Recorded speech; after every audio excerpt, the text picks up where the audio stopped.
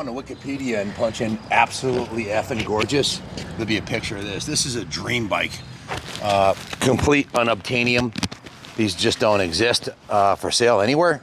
This is the one of one in this condition for sale in the world today that I know of. And I looked online, I didn't see any. This is a 69 Concours condition Kawasaki H1 that a wealthy doctor client of ours from Virginia purchased along with a RT1 Yamaha straight from Japan, another diamond for his collection. He's getting up there in years and doesn't want to keep the bikes. He decided to let them go. So he called me up, sent me some pictures of this and copies of the invoices.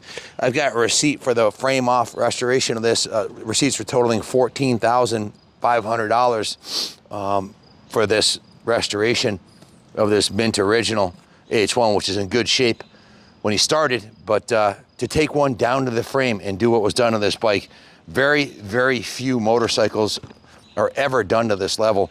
Here's one of the pages right here. You can see, and I can read this off for you. There's a second page. There's a third page. Those are all the new parts and rechroming and everything else.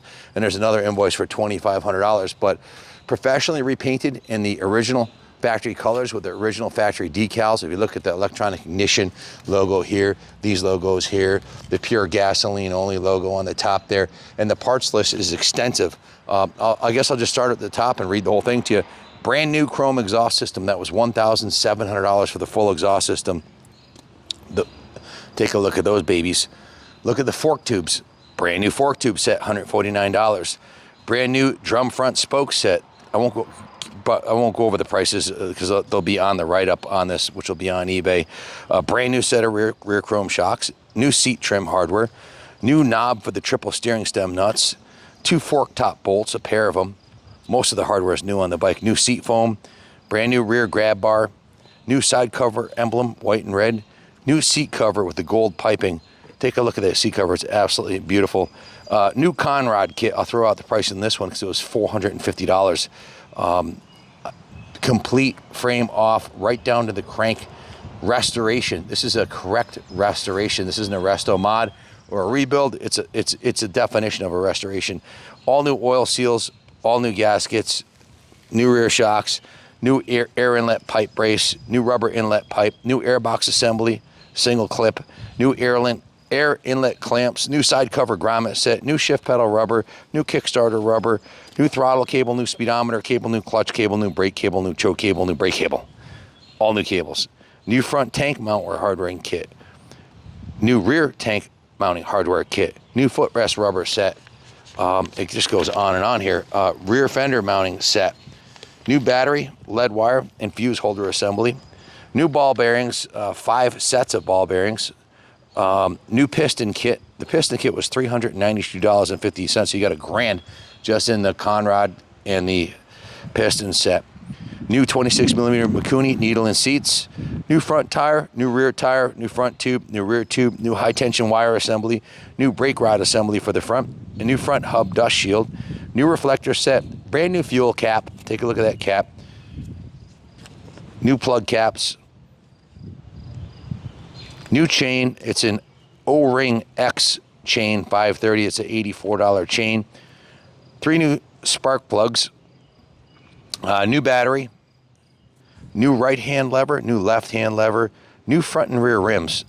The rims were $145 each.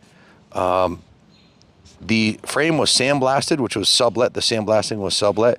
And then Profab did the powder coating of the frame and the zinc plating of all the components that weren't replaced new. All the zinc plating was redone on this motorcycle.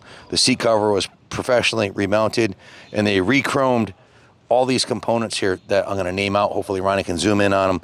They re-chromed the front fender rails and the under bracket, the taillight bracket and the lower taillight bracket, the 2 rear fender rails, the chain adjusters left and right hand, and the 2 fork lowers were sent out and re-chromed.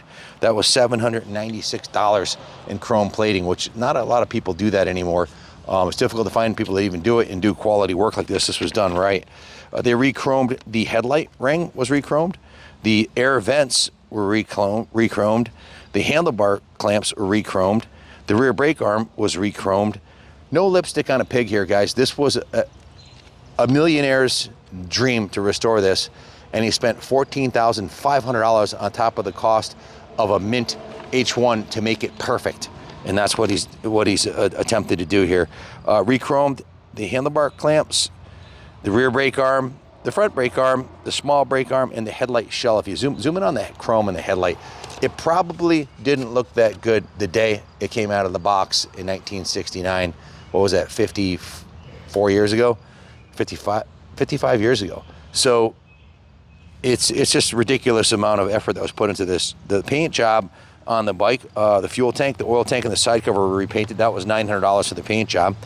Then there were some import duties on the pipes, the fork tubes, the shipping fees for all the components.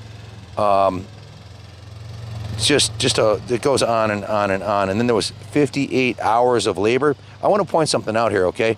This was done in 2020, pre-COVID, by a very reputable shop who was at the time charging $65 an hour.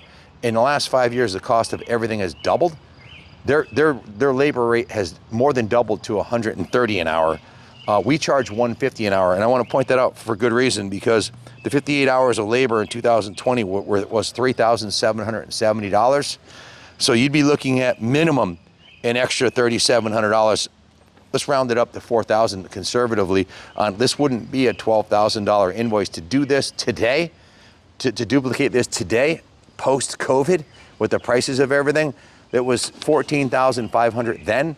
You'd be looking at a minimum of $20,000 minimum to recreate this restoration today, if you could even find someone qualified to do it. So, or if you had the shop that did it or us do it, you're looking at a $20,000. And you better be patient, because it's going to take 6 months. Ton fight going on out front. That's a 1939 BSA. Zoom in on them over there. They're pop starting a 1939 BSA, and they're working on the timing. So, but anyway, back to this bike here. They've kind of pissed off the dog. He's barking, but no stone was left, no bolt was left unturned on this bike. And like I said, it was done in March of 2020. Today, you can take this invoice and add another 50% on it and double the labor, because that's just the cost of everything. The cost of milk, the cost of electricity's doubled here in Connecticut. Our insurance has gone through the roof. It's gone up to $65,000 a year for our liability insurance for the shop here, with 18, 19 guys working here, plus Chrissy. We got 20 people on payroll. So but anyway, back to this bike. This one is an absolute freaking diamond. It's the nicest Mach 3 500 I've seen yet. I think the video of it running speaks for itself. Show them the gauges, Ron. The gauges look like they're brand new. Everything on this bike looks brand new. Now, when you go to this level of restoration, you can't leave any stone unturned on it. The doctor that had this bike wanted turn signals. They didn't come with turn signals in '69, so he had it custom set of turn signals mounted on it. He put it in a couple shows. He won the Concours award at the show that he had the bike in. And I've got full documentation on the restoration, every part, every receipt, and for the work we did, $14,500 in receipts, plus the cost of the bike. Like I said, a decent Mach 3 500 today is going to run you original, unrestored, rideable, minimum $6,000. And a nice one's going to run you $9,000-10,000. And then to take it and do this to it, you're gonna be well into the 20s, no doubt about it. So this is a rare opportunity. This is on display in the New England Motorcycle Museum in the Kawasaki section on the 3rd floor. You're welcome to come take a look at it. I think the pictures and videos describe it pretty well. You can see the piping on the saddle is beautiful. Everything on this bike is just gorgeous. Restored motorcycles, and there's many levels of restoration. This is a full 100% restoration. I always recommend checking the underside. Look under the seat. What's it look like? Brand spanking new. Everything looks new on here, or original mint condition. And I always recommend looking at the bottom of the bike. Show them the bottom of the bike too, Ronnie, the pipes and stuff. $1,700 set of pipes. This thing hauls ass. And they called these the Widowmaker back in the day because they have a lot of horsepower, and you're thinking, geez, it's only a 500. I'm not going to get in trouble, but 80 miles an hour comes pretty quick in third or fourth gear on this thing, and there's still a lot left. So you can easily get doing over the ton. And they race these at Daytona and on the Isle of Man and everywhere. Most of them got destroyed. So to find a diamond like this, it looks like it just came out of the box. This is the only one. It's one of one that's for sale in the USA today. It's the right color, the right year, and it's a diamond. So if you have any questions, give us a call, 860-454-7024. There's been a total of 800 miles put on the restoration. It's got a brand new clutch, brand new crank. Everything's brand new on the bike. So it's about as perfect as it's gonna get. We offer financing in-house. We can actually finance this through Freedom Road, although I don't think the buyer that buys this is gonna need financing, but if you do, we can help you out. We take trade-ins, and we also ship anywhere in the country. Thanks for watching, and God bless America.